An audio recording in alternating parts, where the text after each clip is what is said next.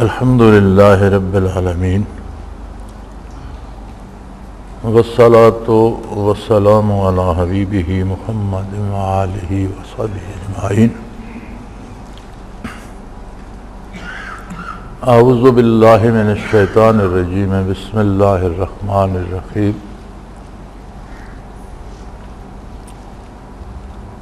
یہ کسی صاحب نے سوال بھیجا ہے، اصل نیکی روح کی نیکی ہے۔ سچی نیکی کا ایک دانہ نمازوں اور روزوں کے 1000 گنا وزن سے بڑھ کر ہے۔ حیات طیبہ حصہ دوم صفحہ 99۔ اعضاء جوارح کی نیکی اور روح و قلب کی نیکی کے فرق کی وضاحت فرمائی۔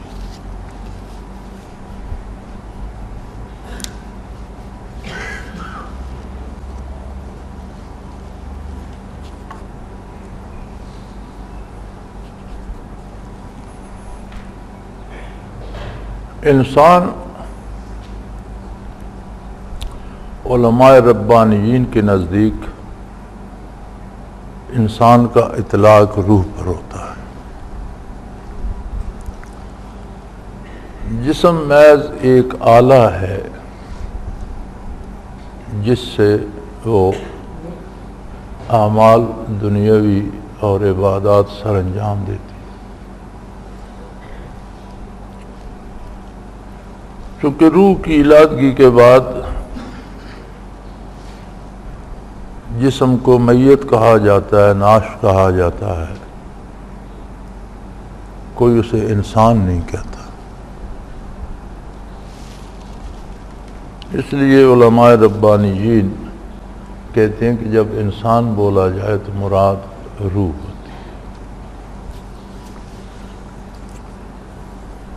روح اور بدن کا تعلق جب پیدا ہوتا ہے تو مادی چیزوں کو دیکھنا، چکھنا، پسند کرنا، ان کی لذت، ذائقہ، ان کی رنگت، ان کی خوشبو وغیرہ، ان ساری چیزوں کو یہی مادی بدن اور اس کے اعضاء محسوس کرتے ہیں۔ اور دنیا کو دنیا کہاں اس لیے جاتا ہے کہ یہ سامنے ہے، قریب تر ہے۔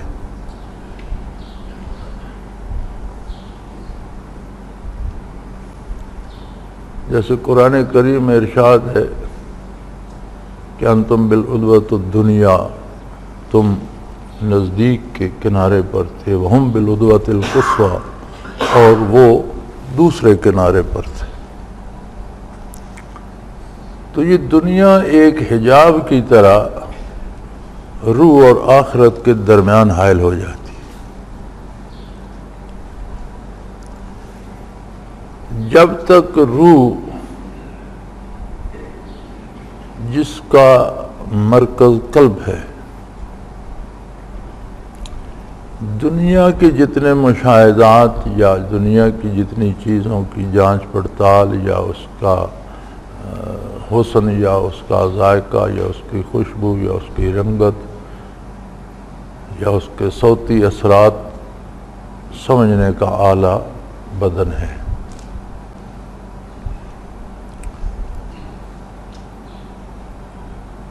بدن سے تو ہر بندہ، مومن ہے یا غیر مومن، نیک ہے یا بدکار، وہ استفادہ کرتا ہے، کام لیتا ہے۔ لیکن روح کی حیات کا مدار نور ایمان پر ہے۔ خدا نخواستہ کسی کو نور ایمان نصیب نہ ہو تو قرآن کریم نے بھی اسے مردہ کہا ہے۔ اور ایک عرب شاعر کا مصرع ہے کہ اجسامہم قبل القبور قبور ان کے اجسام جو ہیں وہ قبر میں جانے سے پہلے روحوں کی قبریں بنے ہوئے ہیں، یعنی روح ایمان سے خالی ہے اور بدن اسے ایسے اٹھائے پھرتا ہے جیسے ناش کو کوئی اٹھائے پھرتا ہو۔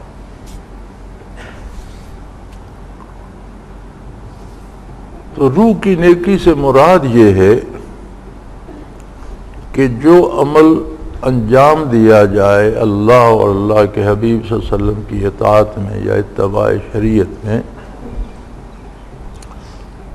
اس میں بندہ روحانی طور پر یا قلبی طور پر پورے خلوص سے شریک ہو۔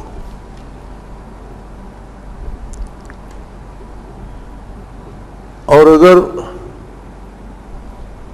قلبی طور پر شریک نہ ہو تو جیسا آپ جانتے ہیں کہ عبادات کے لیے بھی علماء فرماتے ہیں کہ پوری توجہ سے نماز بھی ادا کرو اور اپنے دل کو اس میں مصروف رکھو، صرف اٹھک بیٹھک نہ کرو۔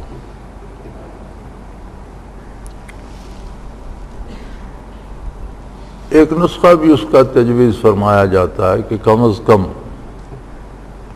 معنی ہی یاد کر لو، اور یہ جب اللہ کریم کے سامنے کھڑے ہو کر اس کی حمد و ثنا پڑھتے ہو، سورہ فاتحہ پڑھتے ہو، یہ چند آیات پڑھتے ہو یا رکوع و سجود کرتے ہو، تو اگر قلبی کیفیات نصیب نہیں تو کم از کم ان معنی پہ غور کرتے جاؤ اور اس سے باہر نہ نکلو۔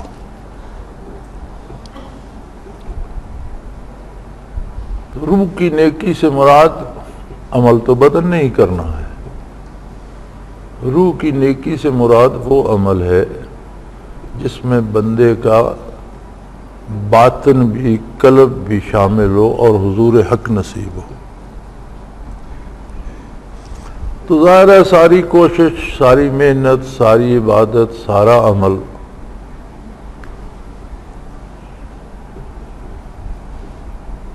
جب ہم عبادت کہتے ہیں تو اس میں انسان کے سارے اعمال و کردار آ جاتے ہیں۔ فرق رہ جاتا ہے فرائض و سنن و واجبات کا، کچھ عبادات فرض ہیں، کچھ سنت ہیں، کچھ واجب ہیں، کچھ امور مستحبات ہیں، کچھ ممنوعات ہیں جن سے روکا گیا ہے، اوامر و نواہی ہیں۔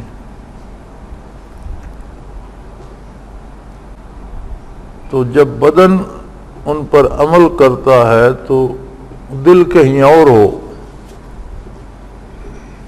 ذہن کہیں اور ہو، خلوص کسی اور طرف ہو۔ مثلا ایک بندہ رات دن میں ہزاروں رکعت نوافل فرائض کے علاوہ ادا کرتا ہے، تسبیحات پڑھتا ہے، ذکر اذکار کرتا ہے، روزانہ ختم قرآن پڑھتا ہے، لیکن باطن اس کا یہ چاہتا ہے کہ اس کی وجہ سے لوگ مجھے پارسا سمجھیں، لوگ میری عزت کریں، لوگ میری خدمت کریں، لوگ مجھے تحفے لا کے دیں۔ تو بظاہر تو یہ عمل سارا نیکی ہے،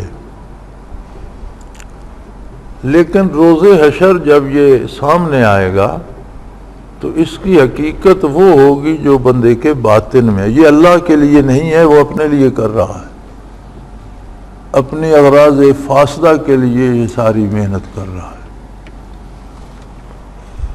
تو روح کی نیکی سے مراد یہ ہے کہ جو عمل بھی کیا جائے اس میں قلبی خلوص، یعنی بندہ روحانی طور پر قلبی طور پر اس میں شامل ہو، اس کا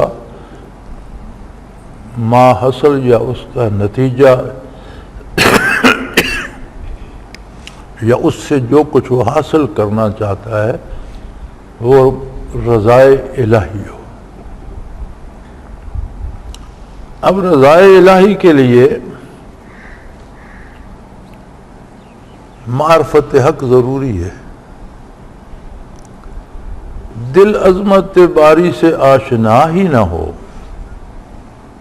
تو اس کے لیے کام کیا کرے گا؟ قلبی طور پر، روحانی طور پر انسان کی اصل فضیلت ہی یہ ہے کہ اللہ کریم نے اسے یہ استعداد بخشی ہے کہ وہ معرفت حق حاصل کرے، اور یہ نعمت صرف انسان کو عطا کی گئی ہے، اس لیے اسے افضل الخلائق کہا گیا ہے کہ بہترین مخلوق ہے اللہ کی، کہ نبوت صرف انسانوں میں ہے، اور معرفت حق کا دروازہ نبوت ہے۔ اللہ کی معرفت جس کو اپنی حیثیت کے مطابق جتنی نصیب ہوتی ہے وہ نور نبوت سے نصیب ہوتی ہے، وہ نبی کی برکات سے استفادہ کرتا ہے۔ اگر اسے حیات قلبی حاصل ہو، نور باطن حاصل ہو، تو یہ تو اللہ کی بہت بڑی عطا ہے، بہت بڑا انعام ہے، لیکن یہ ہر ایک کو نصیب نہیں ہوتا۔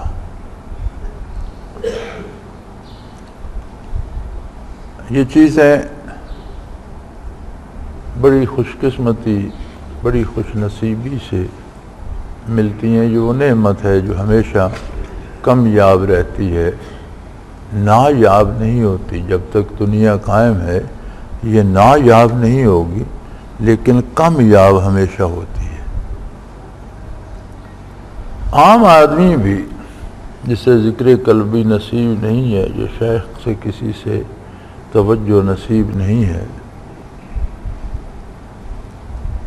ہمارے ہاں فیض اور برکات کے مفہوم کو بھی بدل دیا گیا ہے، اور لوگ بڑے بڑے نامور بزرگوں کے مزارات پہ جاتے ہیں یا زندہ بزرگوں کے پاس جاتے ہیں تو ان کا خیال یہ ہوتا ہے کہ بزرگوں کا فیض یہ ہے کہ مجھے دنیا کی چیزیں مل جائیں۔ تو ہمارے ایک دوست کے پاس بہت سے ٹرک ہوتے تھے، تو اس نے ان پر وہ اپنی فرم کا نام لکھا ہوا ہوتا تھا، فیضان حق باہو، یعنی اس کے نزدیک سلطان باہو رحمۃ اللہ علیہ کا فیضان تھا کہ اس کے پاس بہت سے ٹرک تھے۔ یہ مادی نعمتیں اگر محض اولیاء اللہ کا فیضان ہوتی تو یہ کافروں کے پاس کیوں ہوتی، غیر مسلموں کے پاس کیوں ہوتی؟ جو توحید باری کے منکر ہیں اور نبوت کے منکر ہیں، اللہ کی کتاب کا انکار کرتے ہیں، ان کے پاس کیوں ہوتی؟ فیض سے مراد دنیاوی نعمتیں نہیں ہیں، اولیاء اللہ کا فیض حیات قلبی ہے، نور قلبی ہے، اور روح کی حیات یہ اور کہیں سے نہیں ملتی، یہ صرف سینہ بسینہ نبی کریم صلی اللہ علیہ وسلم کی برکات، صحابہ تابعین تبع تابعین اولیاء امت سے ہوتی ہوئی تقسیم ہوتی رہتی ہیں، اور یہ ہمیشہ رہیں گی، کم یاب ضرور ہوتی ہیں، نایاب نہیں۔ تو جنہیں یہ فیض نصیب ہو، یہ برکات نصیب ہوں، کسی شیخ کی صحبت نصیب ہو جائے، توفیق ذکر ہو جائے، حیات قلبی مل جائے، انہیں یہ دیکھنا چاہیے کہ جو اعمال ان کا بدن کرتا ہے اس میں وہ روح شامل ہے یا نہیں، کیونکہ روح کی طلب صرف ایک رہ جاتی ہے، رضائے الہی، وصول قرب الہی، اور کسی چیز سے روح کو سروکار نہیں ہوتا۔ دنیاوی راحتیں بدن کی خواہش ہوتی ہیں، اور چونکہ یہ بالکل قریب ہے، سامنے ہیں، اور آخرت کے درمیان روح اور انسان اور اس کی آخرت کے درمیان اس کے مادی آنکھوں کے سامنے ہیں تو یہ اسے جلدی رجھا لیتی ہے۔ تو اگر ان میں الجھا ہوا ہے، حصول زر کی خاطر عبادات بھی کر رہا ہے، اپنی شہرت کی خاطر نیکیاں بھی کر رہا ہے، خیرات بھی کر رہا ہے، تو حدیث شریف میں اس کی وضاحت ملتی ہے کہ جو بندہ جس غرض سے کوئی عمل کرتا ہے اس کی وہ غرض پوری کر دی جاتی ہے۔ دنیا کی خواہش سے، حصول زر کے لیے، شہرت کے لیے اگر کوئی نیکی کرتا ہے تو اسے دنیا میں شہرت دے دی جاتی ہے، اس کی نیکی کا معاوضہ ہو گیا۔ آخرت میں وہ تہی دست ہوگا چونکہ اس نے وہ کام آخرت کے لیے کیا نہیں۔ یہ بالکل ایسا ہی ہے جیسے آپ ایک دکاندار کو نقدی دیتے ہیں اور اس کے پاس تو دکان میں بے شمار چیزیں پڑی ہیں، لیکن آپ ایک چیز کی طرف اشارہ کرتے ہیں کہ مجھے یہ دے دو، آپ نے قیمت دے دی، اس نے وہ چیز دے دی، اب باقی جو دکان بھری ہوئی ہے اس پر تو آپ کا کوئی حق نہ رہا۔ تو اللہ کی بارگاہ میں ساری نعمتیں ہیں، لیکن جب آپ نے قیمت دنیاوی شہرت کی چکائی، دنیاوی دولت کی چکائی یا عہدے و اقتدار کی چکائی، وہ آپ کو مل گیا یا نہ ملا وہ الگ بات ہے، لیکن دوسری کسی نعمت پر تو پھر حق ختم ہو گیا۔ تو یہ جو ارشاد فرمایا گیا اس سے مراد یہی ہے کہ کوئی کام بھی کرو تو اس میں اپنی قلبی طور پر، روحانی طور پر اپنی شرکت کو یقینی بناؤ اور اس کا مقصد حصول رضائے باری ہونا چاہیے۔ بعض لوگ جنہیں یہ نصیب نہیں ہوتا ان کا بھی ایمان اتنا پختہ ہوتا ہے، اتنا یقین ہوتا ہے انہیں اللہ کی موجودگی پر، عظمت الہی پر، کہ وہ تنہائی میں بھی، اندھیرے میں بھی اللہ کے حکم کی خلاف ورزی کرنے کی جرات نہیں کرتے، یعنی ایک درجہ خلوص کا انہیں بھی نصیب ہوتا ہے۔ میں ایک دفعہ گرمیوں میں رمضان شریف تھا اور زور کا وقت تھا، میں ایک جگہ سے گزر رہا تھا، ایک جوہر تھا بارش کے پانی کا بھرا ہوا تھا، تو ایک چرواہا اپنی بھیڑوں کا گلہ لے کر آیا۔ یہ ہمارے دیہاتی جو ہیں جب زیادہ گرمی ہوتی ہے تو چادر کو طے کر کے اس طرح سر پہ رکھ کے چھوٹا سا چھجا بنا لیتے ہیں کہ آنکھوں پہ دھوپ نہیں پڑتی۔ اس نے اس طرح سے رکھا ہوا تھا، تو سخت گرمی تھی، جانور پانی پر ٹوٹ پڑے، پیاسے تھے۔ میں دیکھ رہا تھا اس شخص نے وہ سر سے چادر اتار کر ایک پتھر پہ رکھی، پگڑی اتار کر ادھر رکھی، پھر جوتے اتارے، پانی میں ایک چھوٹا سا پتھر پڑا تھا اس پر بیٹھ گیا اور وضو کرنے لگا۔ کون تھا اس کے پاس جنگل میں؟ وہ پانی پی بھی سکتا تھا، لیکن اس کے دل میں اللہ پر یقین، اللہ کے نبی کی برکات اور یہ اعتماد تھا کہ میرا اللہ میرے پاس ہے۔ تو یہ ایک درجہ قلبی اور روحانی نیکی کا ایک درجہ اسے حاصل تھا۔ ہماری کول مائننگ کا ایریا آج بھی الحمدللہ وہ چل رہا ہے، کافی دور نیچے پہاڑوں میں جا کر سخت گرمی ہوتی ہے وہاں، زیادہ یہ ریت کا پتھر ہے جسے آپ سینڈ سٹون کہتے ہیں، اور وہ بھی سرخ رنگ کا، تو سورج نکلتا جائے تو وہ فوراً گرم ہو جاتا ہے، سخت گرم ہو جاتا ہے اور سخت گرمی ہوتی ہے، اور رات ہوتی جائے تو وہ ٹھنڈا ہو جاتا ہے، رات کو موسم خوشگوار ہو جاتا ہے۔ وہ بھی رمضان شریف کا مہینہ تھا۔ ایک بوڑھا سا کاشتکار ایک پہاڑی سے ہم اترتے تھے تو نیچے نالا تھا، اس میں پانی کے چشمے تھے. پھر اگلی پہاڑی چڑھ کر ہم اپنے مائننگ کے ایریے میں داخل ہوتے تھے. تو کچی سڑک تھی، میرے پاس جیپ تھی. میں جا رہا تھا تو میں نے دیکھا کہ وہ چشموں سے پانی پلا کر 5-4 جانور تھے اس کے پاس، گائیں بچھڑے کچھ. اس نے بھی اسی طرح وہ سایہ بنایا ہوا تھا آنکھوں پر اور پہاڑی کے اوپر چڑھ گیا تھا. جہاں میں پہنچ گیا تھا وہ جگہ درمیان میں تھی. تو میں نے اس کی طرف دیکھا تو اس نے مجھے اشارہ کیا کہ رک جائے. کھڑا رک گیا، واقف تھا میرا. وہ پہاڑی سے پھر نیچے اترا، میرے ساتھ سلام دعا کرنے کے لیے بڑی گرمجوشی سے ہاتھ میں لایا. تو میں نے پوچھا کیا حال ہے؟ کہنے لگا الحمدللہ، بڑی موج ہے. 2 بیٹے فوج میں ملازم ہو گئے ہیں، اپنی فوجی پینشن ہے، تھوڑی سی زمین ہے، غلہ ہو جاتا ہے سال کے گزارے کے لیے. 2-4 گائیں رکھی ہوئی ہیں، دودھ گھی گھر کا ہو جائے. بڑا اللہ کا کرم.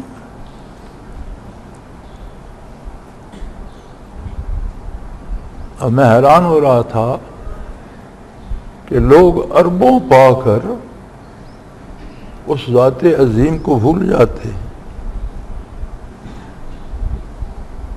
اور یہ بیچارہ بوڑھا آدمی ہے، رمضان شریف ہے، چلچلاتی دھوپ اور دوپہر گرمی میں 3-4 جانوروں کے ساتھ دھکے کھا رہا ہے جنگل میں.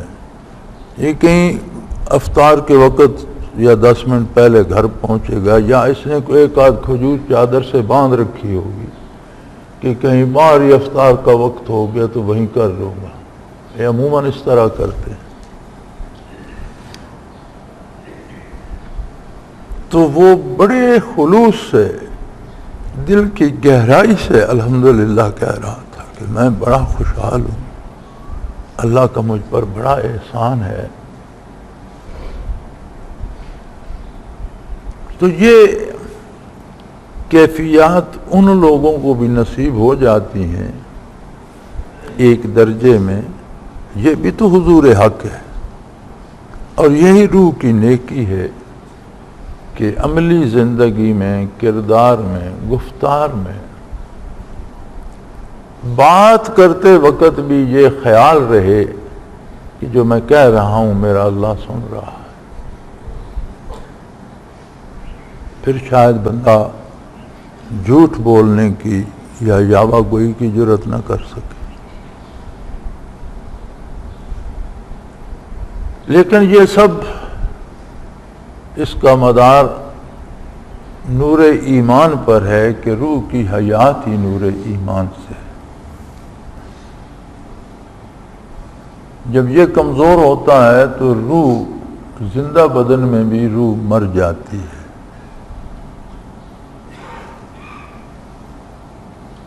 اور جسم چلتے پھرتے وجود روحوں کی قبریں بن جاتے ہیں. نبی کریم صلی اللہ علیہ وسلم کا ایک ارشاد عالی ہے جس کا مفہوم یہ ہے کہ بعض لوگ بھلے کام کرتے رہتے ہیں عمر بھر، لیکن ایک جملہ زبان سے ایسا کہہ دیتے ہیں جو سب نیکیوں کو برباد کر کے انہیں دوزخ میں پہنچانے کا سبب بن جاتا. بعض لوگ زندگی بھر غلطی کرتے رہتے ہیں لیکن کسی موقع پر ایک جملہ ایسا کہہ دیتے ہیں جو ان کی نجات کا سبب بن جاتا ہے اور سارے گناہ بخشے جاتے ہیں. تو میں سمجھتا ہوں اس دیہاتی کا وہ جملہ میرے خیال میں ایسے ہی جملوں میں سے ہے کہ وہ چلچلاتی دھوپ میں جنگل میں دھکے کھا رہا ہے، نہ اسے ایئر کنڈیشنر کی خواہش ہے، نہ بجلی کے پنکھے کی، نہ اسے آرام دہ بستر کی، نہ ٹھنڈے پانی کی، اور تہہ دل سے اللہ کا شکر ادا کر رہا ہے کہ صبح و شام کے لیے اللہ نے مجھے کسی کا محتاج نہیں کیا۔ تو روح کی نیکی سے یہ مراد ہے کہ دل کی گہرائی میں خلوص کے ساتھ عظمت باری پہ یقین ہو تو جو چھوٹا عمل ہے اس کا اجر بھی بہت زیادہ ہو جاتا ہے، اور اگر دل بیگانہ ہو اس سے تو بظاہر آپ عمل کرتے رہیں، کسی نہ کسی دنیاوی خواہش کے لیے ہوگا اور وہ اسے مل جاتی ہے۔ لاہور میں گلاب دیوی اسپتال بڑا مشہور ہے، سرگنگا رام اسپتال بڑا مشہور ہے، بہت بڑی نیکی ہے، مریضوں کو، غریبوں کو علاج کی سہولتیں۔ اب پون صدی ہو گئی، ملک تقسیم ہوئے بھی تو بھی ان کا نام چل رہا ہے۔ لیکن اگر وہ اللہ کی رضا کے لیے کرتے تو پہلے ایمان لے آئے ہوتے، اللہ کو تو وہ جانتے ہی نہیں۔ شہرت کے لیے کیا تو ان کی شہرت ابھی تک جاری ہے، وہ اللہ نے دے دی۔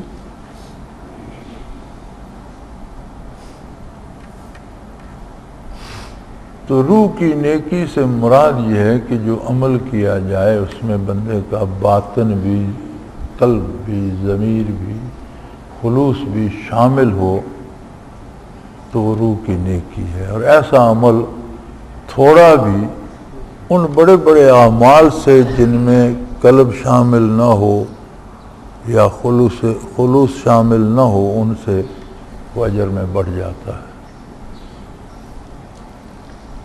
اللہ کریم توفیق دیں۔ تو دنیا میں انسان کے آنے کا مقصد ہی یہ ہے کہ وہ اپنے استعداد کے مطابق معرفت حق حاصل کرے۔ دنیا رہنے کی جگہ نہیں ہے، نہ کوئی یہاں رہا ہے نہ کوئی رہے گا، یہ خود فانی ہے، تو اس میں رہنے والے کو بقا کہاں سے نصیب ہو؟ اس کی چیزیں تو صبح و شام ہمارے سامنے بنتی بھی ہیں، مٹتی بھی ہیں۔ بادل بنتے ہیں، بادل اڑ جاتے ہیں، ہوائیں چلتی ہیں، ہوائیں رک جاتی ہیں، پھل پکتے ہیں، پھل گر جاتے ہیں، درخت سبز ہوتے ہیں پھر سوکھ جاتے ہیں، پھول نکلتے ہیں خشک ہو جاتے ہیں، خاک میں مل جاتے ہیں۔ ہم ہر لمحہ اس کی ایک ایک چیز کا انجام دیکھتے رہتے ہیں۔ اسے تو فنا ہونا ہے۔ انسان کو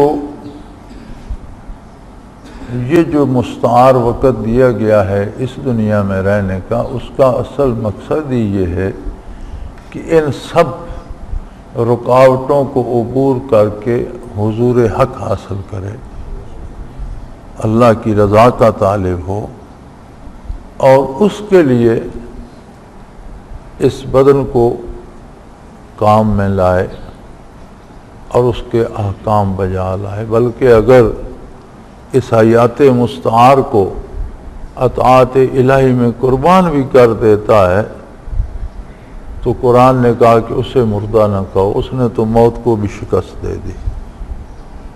وَلَا تَقُولُوا لِمَن يُقْتَلُ فِي سَبِيلِ اللَّهِ أَمْوَاتٌ بَلْ أَحْيَاءٌ وَلَٰكِن لَّا تَشْعُرُونَ۔ تمہاری سمجھ سے یہ بات بالا تر ہے کہ قتل ہو گیا، اس کا جنازہ پڑھا گیا، دفن ہو گیا، وہ پھر کیسے زندہ ہے؟ لیکن وہ زندہ ہے۔ اسے مردہ نہ کہو کہ وہ زندہ ہے، اسے ابدی زندگی، حیات جاوداں نصیب ہو گئی۔ تو چونکہ یہی مقصد حیات ہے، اور یہ سارے کا سارا اتباع شریعت میں ہے۔ ہمارے ہاں کوئی شریعت کا تارک ہو جائے تو اسے بڑا کامل سمجھا جاتا ہے، یا کوئی بہت بوڑھا ہو جائے تو یہ بھی کمال سمجھا جاتا ہے۔ وہ جی ان کی عمر 120 سال ہے، بھی 160 سال ہو جائے اس میں بندے کا کیا کمال ہے؟ اللہ نے موت نہیں بھیجی، اسے دنیا میں رہنے کی مہلت دی ہے، اس میں اس کا کیا کمال ہے؟ اس بندے کا اس میں کیا کمال ہے کہ وہ 100 سال تک جیتا رہے یا 200 سال تک زندہ رہا، تو اس میں اس کا کیا کمال ہے؟ یہ تو اس مالک کا اپنا نظام ہے، اس نے اسے مہلت دے دی۔ بندے کا کمال صرف یہ ہے کہ دنیاوی آلودگیوں سے پاک کر کے خالص اللہ کی رضا کے لیے عمل کرے، اس کی عمر کم ہو یا زیادہ، لیکن اس کا عمل اللہ کی رضا کے لیے ہو، اور اللہ کی رضا اتباع رسالت میں ہے۔ یعنی یہ طے کر لیجئے کہ جو کام بھی حضور کی شریعت کے خلاف ہوگا وہ کبھی رضا الہی کا سبب نہیں بن سکتا، وہ غضب الہی کا سبب بن سکتا ہے، اس سے رضا الہی نصیب نہیں ہوتی۔ اگر کوئی خلاف شریعت کام کرتا ہے، آپ اسے بزرگ مانے بیٹھیں کہ جی وہ کپڑے نہیں پہنتا اس لیے بزرگ ہے، وہ گالیاں دیتا ہے اس لیے بزرگ ہے، اس کے منہ سے جھاگ اڑتی رہتی ہے، جی وہ حجامت ہی نہیں کرتا۔ عجیب بات ہے یار۔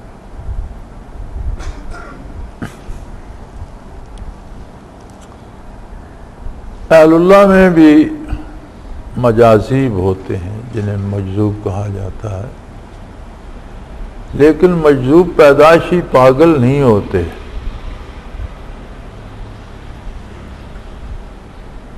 اولیاء اللہ میں بعض لوگ کمزور مزاج کے ہوتے ہیں اور عموماً فنا بقا میں یا کسی ایسے مقام پہ رک جائیں تو محنت و مجاہدہ کرتے ہیں، تو ان کے اس انوارات اور تجلیات جو وارد ہوتی ہیں ان کو برداشت نہ کرتے ہوئے ان کے دماغ کے جو زیادہ سینسٹیو حصے ہیں وہ کام چھوڑ دیتے ہیں۔ جیسے بجلی کا کوئی اعلیٰ ارتھ ہو جائے تو پھر اس کے جو سینسٹیو حصے ہیں جل جاتے ہیں، تو شرعاً وہ پاگل تصور ہوتے ہیں، وہ شریعت کے مکلف ہی نہیں رہتے۔ دوسری بات یہ ہے کہ جو پاگل ہو کر، یہ پیدائشی پاگل مجذوب نہیں ہوتا، یہ وہ لوگ ہوتے ہیں جنہوں نے اہل اللہ کی صحبت کی ہوتی ہے، مراقبات حاصل کیے ہوتے ہیں، پھر کسی مقام پر جا کر ایک دفعہ شیخ منصور کی بات ہو رہی تھی تو انہوں نے بھی آن الحق کا نعرہ لگایا اور اس کی پاداش میں سولی دیے گئے، پھر سولی دینے کے بعد، مرنے کے بعد ان کی میت جلا کر دریا میں پھینک دی گئی۔ تو حضرت جی کی محفل میں بات ہو رہی تھی تو آپ نے فرمایا وہ بیچارہ تو ابھی مبتدی تھا، فنا بقا میں تھا، کوئی ایسی ہستی نہ ملی جو اسے آگے لے جاتی، اگلے مراقبات کرا دیتی تو اس کا دماغ خراب نہ ہوتا۔ کاش وہ آج ہوتا تو میں اسے اس سے آگے نکال کر لے جاتا تو وہ پاگل نہ ہوتا۔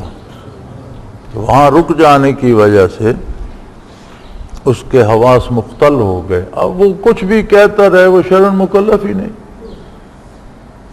جنہوں نے اس پر فتویٰ لگایا انہوں نے بھی زیادتی کی، ایک آدمی کا دماغ ہی صحیح نہیں، وہ شرعاً مکلف ہی نہیں، اس پر فتویٰ لگانے کی کیا ضرورت تھی؟ تو وہ مجذوب ہوتے ہیں۔ اب مجذوب جو ہے اس سے کسی فیض کی توقع رکھنا جہالت ہے، یعنی جس سے اپنے بھلے برے کی تمیز نہیں رہی، ذہنی طور پر مفلوج، دوسرے کا بھلا کیا کرے گا؟ تو مجاذیب سے کسی کو کوئی فیض نصیب نہیں ہوتا۔ بلکہ حضرت رحمۃ اللہ فرمایا کرتے تھے کہ اگر واقعی کوئی مجذوب ہو تو جو مبتدی لوگ ہوتے ہیں یا فنا بقا سے نیچے ہوتے ہیں انہیں اس سے دور رہنا چاہیے۔ فرماتے تھے اس لیے کہ اس کا وہ معاملہ تو چلتا رہتا ہے، تو چونکہ وہ یکسو ہوتا ہے دنیا کی، اسے خبر نہیں ہوتی، تو اس کے انوارات بڑے تیز ہو جاتے ہیں، اور اس سے کم درجے کا کوئی صوفی اس کے پاس جائے تو اس کے انوارات بھی سلب ہو کر ادھر چلے جاتے ہیں، تو بجائے کچھ دینے کے جو کسی کے پاس ہو وہ بھی چھن جاتا ہے۔ تو فرماتے تھے کہ ایسے لوگوں سے مبتدی ساتھیوں کو دور رہنا چاہیے۔ اگر کوئی واقعی مجذوب ہو تو یہاں تو میں نے تو ایسا کوئی نہیں دیکھا ابھی تک، پاگلوں کو ہی دیکھا ہے۔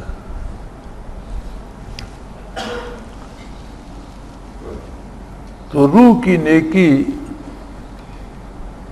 یہ ہے کہ قلبی خلوص اور نور یقین اس میں شامل ہو، تو عمل تو بدن ہی کرتا ہے، اکیلا روح تو عمل نہیں کرتا، لیکن روح اس میں شامل ہو جائے تو لاکھوں گنا بڑھ جاتی ہے اس کی قیمت و اہمیت، اور اللہ کے نزدیک اس کی مقبولیت کے درجات بڑھ جاتے ہیں۔ وآخر دعوانا ان الحمدللہ رب العالمین۔